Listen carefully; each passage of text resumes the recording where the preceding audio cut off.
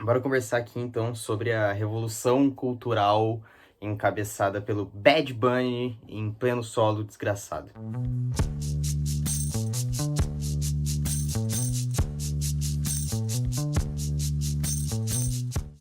Olá, meu povo, tudo bem? Mais uma vez o queridinho de vocês está aqui, eu mesmo, Lucas Lobo.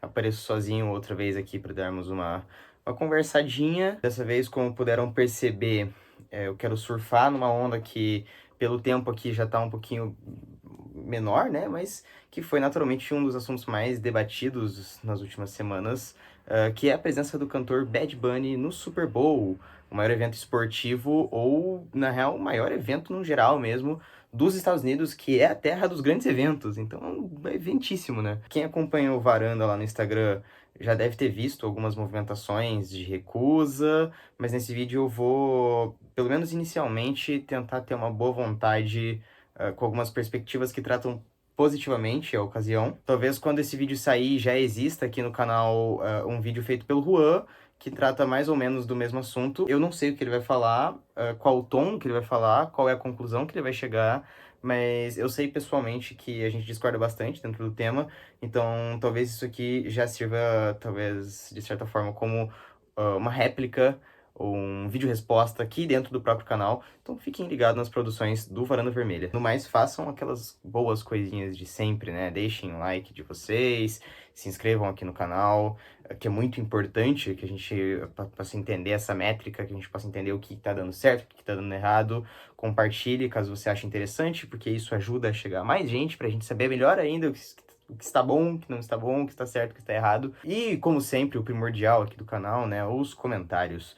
O campo aberto ao debate. Então, sinta-se livre para contribuir como bem entender. Pode ser me xingando, pode ser me adorando, ou pode ser só colaborando para o debate, né? Trazendo a sua perspectiva. Então, bora lá falar sobre. Em primeiro momento, eu queria contemplar as críticas positivas, como eu falei anteriormente, aquelas que colocam a atuação do Bad Bunny como algo grandioso ou ao menos importante. Já adiantando aqui que eu discordo quase que em absoluto dessa posição, e esse será o tema, o debate principal, o debate central aqui no vídeo, mas a gente não vai se fechar só no Bad Bunny, a gente vai se utilizar dele para poder discutir questões de latinidade. Também gostaria já de antemão me recusar, gostaria de me recusar a comentar qualquer coisa qualquer coisa sobre quem usou a palavra revolucionário em qualquer tom, seja de exaltação ou em perspectivas de faíscas, de um quase algo ali, ou até quem usou como deboche. Acho que qualquer perspectiva que tenha se utilizado da palavra revolucionário dentro desse contexto tá ou muito cego por uma empolgação ou já estacionou num ponto de despolitização que é meio intragável já para o debate. Acho completamente descartável e dispensável essa posição, tá? Para além do revolucionário, algumas outras argumentações que eu vi surgir nesse debate foram a união simbólica da América Latina, a raiva da Casa Branca, uma expressão de revolta através de um palco capitalista, a produção de afeto e a construção de uma autoestima nos povos oprimidos. O primeiro tópico, esse da América Latina, eu vou discutir ele ao decorrer do vídeo de maneira geral, de maneira mais específica. O segundo, da Casa Branca, é uma grande e divertidíssima comédia. Eu realmente dei muita risada do Trump espumando, se mordendo pelo Twitter, mas quando se olha efetivamente, essa birra toda, ela me parece muito mais um problema da política interna dos Estados Unidos do que algo que de fato importe já em primeiro momento. Claro que cada movimentação política nos Estados Unidos é também uma movimentação importante para o cenário global da geopolítica, mas, primeiramente, ali dentro daquele cerco, essa raiva dos líderes mais racistas do país me parece importar bem mais para um conflito de interesses entre democratas e republicanos do que algo que exterioriza uma raiva contra latinos que a gente vê o tempo inteiro se manifestando de outra forma, né? É muito mais uma movimentação de manter esse ódio pelos latinos como uma força retórica do governo, uma força retórica, uma força prática do governo, do que de fato um incômodo provocado por uma arte transgressiva, política, contestadora, sabe? O que eu quero dizer? Foi mais um dia comum na ditadura trumpista. Ele já deu alguns chiliques piores por outras coisas, ele já passou algumas vergonhas piores por outras coisas. Não foi a pior de todas, então eu acho que é só uma operação comum do governo trumpista e não um momento que ele se sentiu desestabilizado pelo Bad Bunny. O terceiro assunto, aquele da revolta podendo se exibir em um momento de grande exposição mercadológica, eu honestamente percebo muito mais isso como um argumento lógico do que com uma comprovação material, sabe? É basicamente uma ideia que defende a necessidade de nos utilizarmos das rupturas sistêmicas geradas pelas contradições inerentes do capitalismo, o que sempre vai soar primeiramente como verdade, parecendo até meio falacioso para deixar a gente um pouco numa sinuca de bico, ou seja, como que eu discordo, né? Basicamente, assim, ok, é verdade, precisamos nos aproveitar das brechas, mas quando eu digo que isso é muito mais lógico do que prático, eu me refiro ao fato de que essa ideia ela é muito mais simbólica, ela é muito mais carregada de uma certa poesia, que em geral não pauta como essa utilização da ruptura, na verdade, é intencional, é extremamente lucrativa, não é nada inocente e completamente transformada em mercadoria. Eu próprio só fui ouvir o álbum do Bad Bunny no dia seguinte ao Super Bowl. Eu fiz parte dessa produtificação. Essa permissão de acesso da contradição ao palco do capitalismo é conscientemente mercadológico. Inclusive, não é nada novo, ela ocorre anualmente em premiações tipo Oscar e Grammy. Eu realmente acho essa ideia fragilizada por desconsiderar a reprodução, por desconsiderar o quão feroz tudo isso é em transformar a crítica em um visual instagramável, e foi o que ocorreu mais uma vez. Enfim, para que fosse isso uma verdade plena,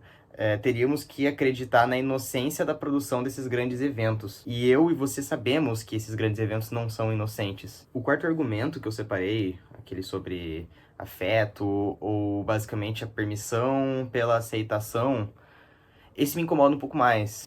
Na verdade, se bem debatido, eu acho até que ele não discordaria em nada do que eu tenho pra dizer ao decorrer do vídeo, mas é um papo que eu vejo sempre se tornar um lugarzinho de conforto pela própria mediocridade ou pra falta de interesse genuíno na contradição. É um papo que aceita o cinismo da performance de latinidade, mas que não dá um último passo em relação a isso, que é sentir o desprezo. Em suma, é uma vontade absurda de gostar, mesmo entendendo o problema. E aí que eu digo que não necessariamente esse argumento discorda dos problemas que eu quero contrastar aqui no vídeo. Você realmente pode achar uma performance maneira, um show bonito, uma música fodona, um grande entretenimento, mas não me venha se utilizar desse gosto para apontar o dedo contra a revolta, sabe?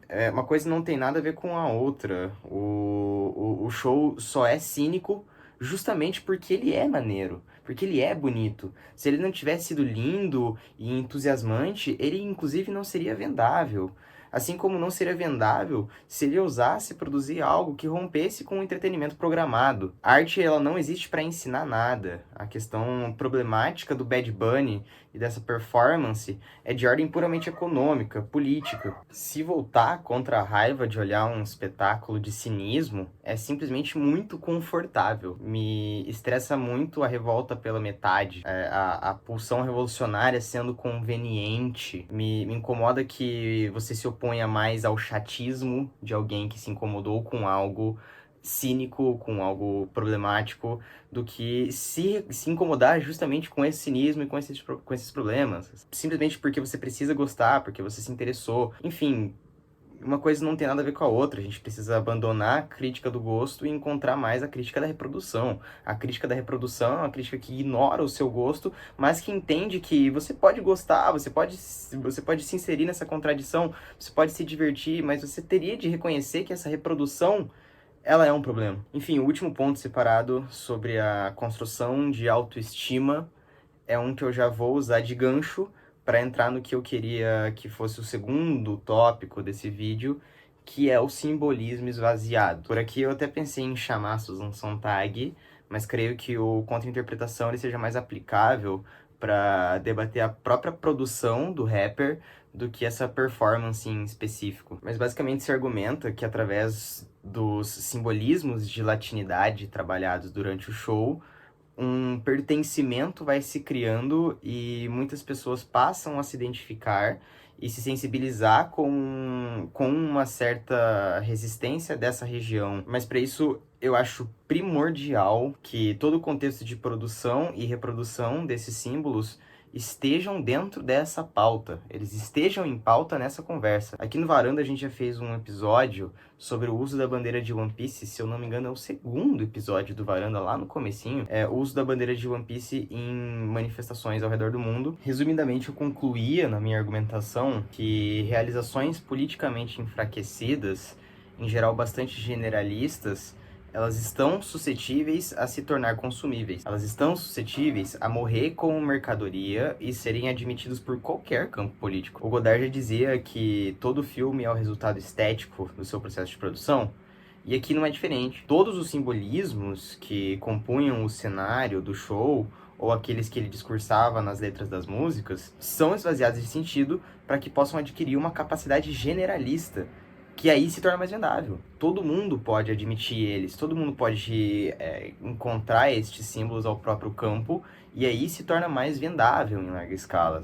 Você pode inserir num Super Bowl, assim você pode inserir no Monumental de Núñez, assim como pode inserir no Allianz Parque e em diversos outros lugares. Um problema sério dessa admissão de símbolos vazios é a fragilidade. É basicamente um cavalo de Troia. As pessoas que assumem acreditam pertencer a um sentido político através desses símbolos, mas ao não representarem nada efetivamente, o efeito rebote é a desmobilização dessa população. Essa latinidade industrial, ela não produz efeito de sentido homogêneo. Num geral, as pessoas que se sentiram pertencentes discordam entre si do que representa esse pertencimento. Inclusive, excluem outras pessoas do seu ciclo de pertencimento. O latino de direita, ele é menos latino do que quem entendeu os simbolismos. Sobre isso, Gramsci nos lembra que a crise, se for orgânica, pode durar décadas. Não é um fenômeno estático, mas é algo marcado por constantes movimentos, polêmicas, contestações e etc., que representam uma tentativa, empreendida por diversos lados, de superar ou resolver a crise e fazê-la em termos que favoreçam sua hegemonia a longo prazo. Uma tradução meio livre de um trecho de O Problema da Ideologia, do Stuart Hall. Aqui a gente deve encarar com bastante seriedade como a absorção desses símbolos é perspicaz em manter eles com uma plastificação crítica, mas muito bem ilustrado para ainda se manter bonito. Basicamente uma estetização das denúncias anteriormente feitas com esses simbolismos. Uma reorganização cultural. Notem, a cana-de-açúcar referenciada é a estetização da história daquela população escravizada, resumida no contexto como um objeto referencial cenográfico. O ódio da opressão é traduzido em pequenos sentimentalismos também referenciais. É a criança dormindo, é a criança vendo TV, são diversos elementos nostálgicos que evocam a infância daquele retrato. Dessa maneira, difundindo símbolos que se encontram completamente alheios de algum sentido político, para além do apelo moral, todo um imaginário ele é cooptado, toda a possibilidade de debater a América Latina como um grupo político historicamente aproximado se perde em um compilado de objetos opacos e sem sentido. Vocês estão defendendo a latinidade de vocês, a latinidade política de vocês, estão resumindo o sul global em cadeiras. Então a gente chega a duas posições das mais afetadas com a diminuição de suas lutas derivada de um furto de sentidos. A questão racial e a questão imigratória. Na verdade, nesse contexto, elas quase não se descolam, né? A grande tragédia produzida pela permissão falsa de existência desses debates em um palco capitalista é a domesticação dos seus esforços, quase como que fazem com animais em um circo. Uma demonstração pública de uma força contida, um poder já domado. Seus símbolos já estão destruídos, sobrou então manter sua história, sua ancestralidade e transformar tudo isso em um espetáculo. Ao mesmo tempo em que a gente se choca com o ato de rebeldia do Bad Bunny, lotado de referências, invertendo a América Latina, citando país por país. Em profunda ironia com o famoso God Bless America, o serviço policial antimigratório dos Estados Unidos cercava o estádio, causava nas ruas, reproduzindo toda a prática autoritária já conhecida e repudiada em outros períodos históricos. A performance esvaziada e muito bem reproduzida mercadologicamente é permissão ao idealismo, é permissão da existência de inimigos bem determinados com a condição de que eles permaneçam calados. É condicionar um entendimento global a respeito desses inimigos. O entendimento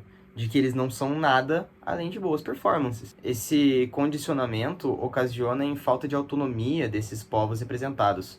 Mais uma generalização. Porto Rico deixa de ser uma nação colonizada e passa a ser aqueles indivíduos que estão na sua tela se divertindo. Cuba deixa de ser o país que raciona a energia em decorrência dos embargos e passa a ser só mais um latino divertido e dançante. É a invisibilização da opressão, da histórica opressão. É a adequação da história em um sentido genérico, um sentido vago de latinidade que cerca toda a individualidade, toda a característica, toda a caracterização de vários países diferentes, de vários contextos culturais diferentes. Pertencimento cultural, né? Total. E a América não é só os Estados Unidos, ele mostrou isso para o mundo também. Fez questão de citar país por país. Tudo é absorvido pelo imperialismo estadunidense com uma mesma massa, um mesmo povo divertido, burro e passíveis de sofrer com as mesmas garras, com as mesmas opressões. Todos lugares cujo único propósito está em servir aos interesses econômicos e geopolíticos dos Estados Unidos. É uma generalização, mais uma generalização. E esse soft power escroto, ao menos na internet, ele é bastante vencedor. Ele conquistou o que ele queria. Em geral, nós gostamos de assumir esse sentido imposto de latinidade, esse sentido pouquíssimo racionalizado, quase nada debatido ou estabelecido. A impotência que nós temos perante o Império Norte-Americano é tamanha que qualquer contenda de união foi suficiente para ser adotado em todos os sentidos estéticos que o tornam. É algo que se aproxima um pouco do debate recente a respeito do sentido conceitual no que se refere ao decolonialismo, debate esse que trata sobre como o que chamamos de decolonial também é colonizado. O próprio sentido que foi assentado, como foi conceitualizado, ele passou por um processo de domesticação. Com a latinidade não é diferente. A gente tem o costume de aceitar as delimitações de fronteira dos Estados-nações como algo de ordem divina, como algo que é descolado historicamente dos interesses econômicos, dos interesses econômicos que rodaram, que permearam a história. Mas não, a América Latina não é só onde começa um pedaço de terra e termina outro. O que separou a América Latina foram projetos coloniais. Sua própria existência, o próprio conceito, a própria delimitação de América Latina é determinada pela Europa. A Europa, ela não somente nos dominou em território e em riquezas, ela produziu a nossa forma de compreender o mundo, assim como esse conceito, essa lógica de latinidade que vem sendo imposta goela abaixo e que a gente está gostando de se representar, que a gente está gostando de se sentir representado por ela. É um conceito de latinidade que não explora autores, que não explora a academia, que não explora conceitos, que não explora a formação geográfica, a formação política, a formação econômica ou outras historicidades desse contexto. Ela explora símbolos. O conceito manchado de latinidade que foi desenvolvido historicamente pelos processos coloniais, hoje é determinado pelo algoritmo e pela apreensão de símbolos. O mundo periférico, ele não é livre nem ao menos para se sentir pertencente. Até mesmo o nosso sentido de resistência está tomado e está sendo cada vez mais tomado pelo poder econômico dos países dominantes. E eu realmente não tenho interesse em trabalhar uma resposta nesse momento. Mas eu tenho certeza que a rejeição dos símbolos impostos goela abaixo é o caminho mais seguro para a construção do pertencimento. Esse pertencimento que a gente quer construir, que vocês que estão aderindo a esses símbolos querem construir. O único possível de realmente produzir uma contradição em resposta a todas as ilusões que eu citei ao decorrer desse vídeo. A gente precisa ter cuidado com essa manada de aceitação de um conceito completamente desestruturado. É um grande tiro no pé, justamente por colocarem os tentáculos, por ser um cavalo de Troia, sabe? É se abrir para a fragilidade da representação, é aceitar a domesticação através da despolitização. Despolitização dos conceitos, dos signos e da própria produção artística. É ter tamanha aceitação por uma demanda de mercado que, por consequência, se força a aceitar a redução da sua revolta, a conveniência da sua revolta, simplesmente porque você quer ter o direito moral de curtir uma produção completamente manchada da tragédia colonial. Deixem o gosto morrer, eu reitero. Aceitem a crítica aos seus idealismos, a crítica às suas idolatrias e, em especial, a crítica às suas convicções. Curtam a música, mas entendam a sua localização no tempo e no espaço e, principalmente, a sua localização política nesse tempo e espaço. Eu entendo toda boa vontade em se sentir pertencente, em contradizer o Império Norte-Americano, em contradizer os Estados Unidos, que é o câncer desse planeta há um século já, pelo menos, ou mais. Mas a gente não pode fazer isso através da diminuição da revolta e muito menos através de símbolos vazios, ok? Enfim, chegamos ao final desse vídeo. Eu espero que essa ideia tenha sido transmitida como eu esperava, como eu gostaria. Mais do que nunca, eu sempre peço isso, mas mais do que nunca, eu peço para que a gente tenha um bom debate nos comentários, porque o conceito de latinidade é a grande demanda mercadológica do brasileiro, pelo menos mais identificado com uma política mais à esquerda. E, de novo, né, como eu falei agora, exatamente agora, demanda mercadológica. E é exatamente isso que a gente tem que rejeitar, ok? Tudo que se transforma em demanda mercadológica, ela acaba caindo numa redução da nossa revolta e uma domesticação da revolta que a gente crê estar tendo, ok? Não caiamos nessa, pelo amor de Deus. Deixe seu like aqui nesse vídeo, faça tudo o que eu falei que deveria fazer ali, se inscrever, essas coisas que são importantes pra gente. Agora você já sabe se você gostou ou não desse vídeo, então você já tem o seu critério aí pra fazer essas coisas. Like, compartilha, se inscreva, comente. E o vídeo fica por aqui. Muito obrigado pra você que me acompanhou e pra você que se indagou com algo que eu falei, tá bom? Beijo.